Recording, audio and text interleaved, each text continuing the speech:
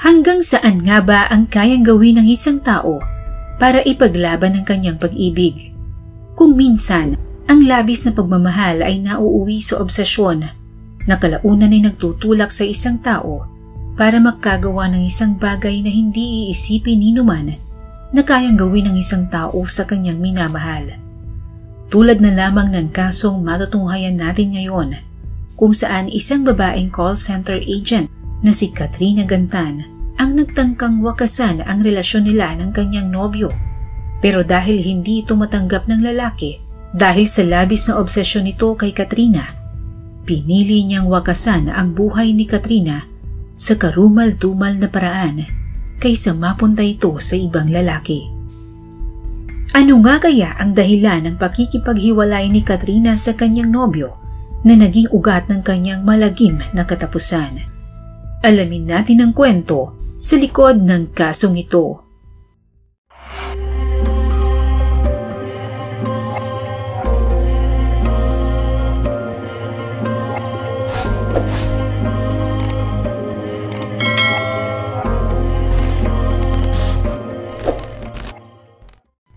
October 2, 2010, bandang alas 7 ng gabi, habang abala ang mga pulis sa kanilang trabaho sa Angeles City Police Station 3, isang hotel supervisor ang nagtungo sa kanilang tanggapan para i-report ang isang krimen na naganap sa loob mismo ng isa sa mga unit ng kanilang motel, ang Miyabi Court. Agad namang rumesponde ang mga pulis at tinungo ang nasabing motel sa barangay Pulong Maragul upang imbestigahan ang inireport na insidente. At doon, hindi inasahan ng mga pulis ang kanilang masasaksihan na tila sa horror movie lamang mapapanood. Natagpuan nila ang kahindik-hindik na sinapit ng isang babae na nakahandusay sa sahig at naliligo sa sarili niyang dugo sa loob ng malinis na CR ng silid. Walang saplot ang babae at tanging isang tuwalya lamang ang nakatakip sa itaas na bahagi ng katawan nito. Ang masaklap, pugot ang naturang labi, ngunit wala doon sa crime scene ang ulo nito. Dahilan upang mahirapan ng mga otoridad na kilalanin ng babae. Upang mapabilis ang pagkilala sa biktima, hiningi ng mga pulis ang tulong ng media, kaya naman agad na kumalat ang balitang ito at ang hakbang na ito ay napatunayang epektibo ng mga pulis. October 4, 2010, nooy pangatlong araw nang pinaghahanap ng kanyang mga kaanak ang isang call center agent na isang 22 anyos na dalagang si Katrina Fernandez Gantan. Nang mabalitaan ng tiyuhin nitong si Arnel Fernandez ang tungkol sa babaeng pugot na natagpuan sa Miyabi Court sa barangay Pulong Maragul, agad siyang nagtungo sa Angeles City Police Station 3 upang alamin kung ito ba ang nawawala niyang pamangkin. Agad naman siyang sinamahan ng mga pulis sa funeraria kung saan ito pansamantalang inilagak. Habang patungo si Mang Arnel sa funeraria, matindi ang kabog ng kanyang dibdib at umaasang hindi iyon ang nawawala niyang pamangkin. Ngunit halos panawan siya ng ulirat nang makilala niya ang paa at nail polish ng bangkay. Positibo niyang kinilala ang bangkay na siya nga ang nawawala niyang pamangkin na si Katrina Gantan, base na rin sa ilang mga palatandaang nakita niya sa biktima. Hindi agad nakapagsalita si Mang Arnel. Hindi siya makapaniwala sa malagim na sinapit ng kanyang pamangkin. Kwento niya, mabait ang kanyang pamangkin at wala siyang kilalang kaaway nito. Nasa pangangalaga raw nila si Katrina at dalawa pa nitong kapatid dahil hiwalay na ang kanyang mga magulang na parehong nasa ibang bansa. Nang matapos daw ito ng kursong Information Technology, nag-OJT si Katrina sa isang kilalang kumpanya sa Angeles City at nang makatapos ito ng kolehiyo, inabsorb siya kaagad ng kumpanyang ito bilang call center agent. Pangarap ni Katrina na maging maayos ang kanyang trabaho nang sa gayon, pauuwiin na niya ang kanyang ina mula Taiwan at patitigilin na ito sa pagtatrabaho. Marami daw itong pangarap at isa na dito ay ang mabigyan ng magandang buhay ang kanyang mga kapatid. Kaya hindi lubos na maisip ni Mang Arnel kung bakit sinapit ni Katrina ang ganoon kalagim na kamatayan at palaisipan sa kanila kung sino ang may gawa nito sa kanilang pamangkin.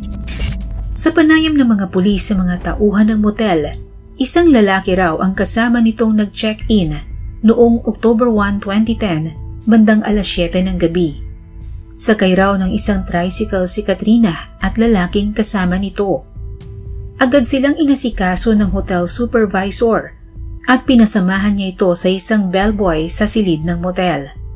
Ngunit makalipas lamang daw ang 2 oras, bandang alas 9 ng gabi, mag-isa na lamang ang lalaki na lumabas ng motel, bit-bit ang isang plastic bag na tila may lamang gamit.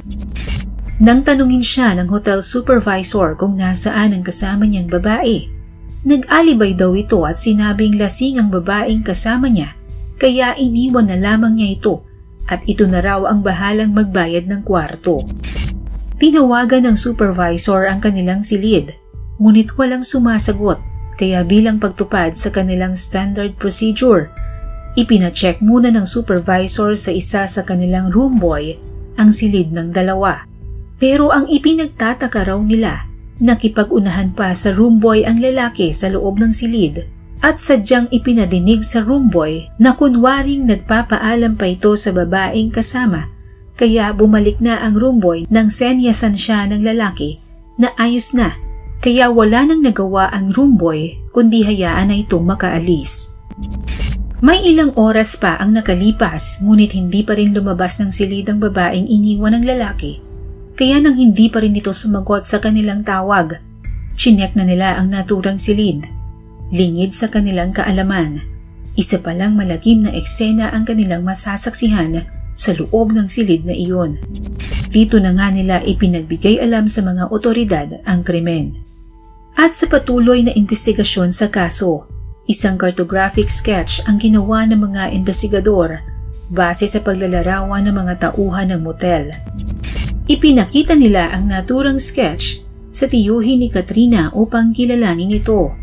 Ikinagulat ni Mang Arnel nang mamukhaan niya ang sketch na ipinakita ng mga pulis. Ayon sa kanya, ang lalaking nasa sketch ay si Adonis Reyes, kasamahan ni Katrina sa trabaho at isa ring call center agent. Minsan na nga raw isinama ni Katrina sa bahay nila si Adonis, ngunit kaibigan lamang ang pakilala nito sa kanila. Doon din sa kumpanyang pinagtatrabahuhan ni Katrina nagkakilala ang 2, ngunit wala raw silang alam na nobyo na pala ito ng kanilang pamangkin. Nang magsimula daw silang maghanap kay Katrina, si Adonis ang tumulong sa kanila para hanapin ang dalaga.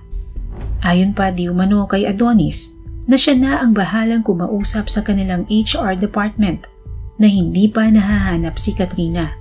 Kaya naman laking pagtataka ni Mang Arnel na ito pala ang pangunahing suspect sa pagpatay sa kanyang pamangkin.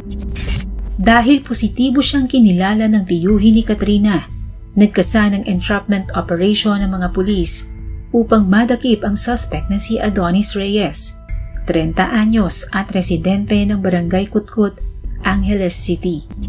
Kinuntsaba ng mga pulis ang tiyuhin ni Katrina na si Mang Arnel na kunwaring magpapatulong siya muli sa suspect sa paghahanap kay Katrina. Isinama rin ng mga pulis ang 2 tauhan ng motel upang kilalanin ang kanilang target at saka sila pumwesto habang sakay ng isang tinted na sasakyan. Sa isang fast food restaurant sa Dao, Mabalacat, Pampanga, nagkita si Mang Arnel at target na si Adonis Reyes base na rin sa kanilang plano. Nang positibo itong kilalanin ng mga tauhan ng motel, agad kumilos ang mga pulis at dinampot ang suspect. Todo tanggi si Adonis na wala raw siyang kinalaman sa nangyari kay Katrina.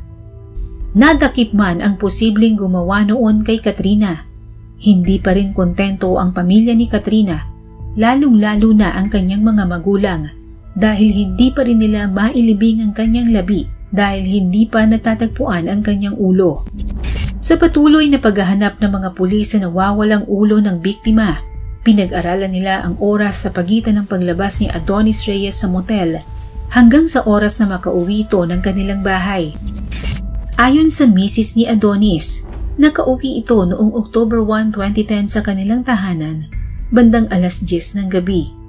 Lumabas siya ng motel bandang alas 9 ng gabi, Kaya't kung susumahin, 1 oras lamang ang haba ng biyahe nito mula Miyabi Court hanggang sa kanilang bahay sa Barangay Kutkut, at sa 1 oras, hindi na ito lalayo pa upang idispatsa ang ulo. Kaya minabuti ng mga pulis na sa lugar na dinaanan nito maghanap. At sa pinagsamang puwersa ng mga kapulisan, natagpuan nila ang ulo ng biktima sa ilalim ng Morales Bridge ng MacArthur Highway na siyang pangunahing daan patungo sa bahay ng suspect. Nakasilid sa isang plastic bag ang ulo na nakabalot ng damit na suot ni Katrina ng gabing iyon. Batay sa investigasyon ng mga pulis, isang dahilan daw ang nakita nilang naging motibo ng suspect upang patayin si Katrina, at ito ay nang makipaghiwalay na ang dalaga sa kanya dahil nalaman nitong may asawa na pala si Adonis. Ayon sa isang kasamahan ni Katrina sa trabaho, may mga araw na nakikita niyang malungkot at umiiyak si Katrina. Nabanggit raw nito sa kanya ang kanyang problema tungkol sa relasyon nila ni Adonis. Nalaman daw kasi ni Katrina na pamilyado na pala ang kanyang nobyo, kaya ilang beses na niyang tinanggang makipaghiwalay kay Adonis. Ngunit ayaw daw pumayag ni Adonis na makipaghiwalay sa kanya si Katrina. Nang araw daw na iyon, sumama si Katrina kay Adonis para kausapin lamang ito ng masinsinan at tuluyan ng makipaghiwalay. Ngunit hindi makapapayag si Adonis sa desisyon ni Katrina, lalo't nalaman niyang may iba nang nanliligaw dito, kaya nagdilim ang paningin nito at inundayan niya ng saksak si Katrina sa tiyan. Tumakbo si Katrina sa loob ng CR, ngunit nasundan siya kaagad doon ni Adonis, at dito na nga niya tinapos ang buhay ng kawawang dalaga. Sa pagtatangka niyang hindi makilala ang biktima, pinutol niya ang ulo ni Katrina at saka nilinis ang buong crime scene. Bitbit ang isang plastic bag, lumabas siya ng silid na parang walang nangyari at saka itinapon ang bitbit na plastic bag sa nadaan ng ilog pauwi sa kanilang tahanan. Todo tanggiman si Adonis sa krimen, naghuhumiyaw ang mga ebidensya laban sa kanya. Depensa niya na siya nga raw ang tumutulong sa paghahanap kay Katrina at hindi raw niya magagawang pumatay ng tao. Mariid man niyang itinatanggi ang krimen, sinampahan siya ng Angeles City PNP ng kasong murder sa Angeles City Prosecutor's Office. Malakas man ang ebidensyang inihain ng prosekusyon, umapela si Adonis at hiniling nito na muling imbestigahan ang kaso. At habang dinidinig ang kasong isinampa laban kay Adonis, kasalukuyan siyang nakakulong sa Bureau of Jail Management and Penology o BJMP Detention Facility sa Angeles City. Samantala, malaki ang pasasalamat ng pamilya ni Katrina na agad na ikulong ang taong gumawa noon sa minamahal nilang kaanak, bagamat ang sakit ng kanyang pagkawala ay mananatiling nakaukit sa kanilang mga puso.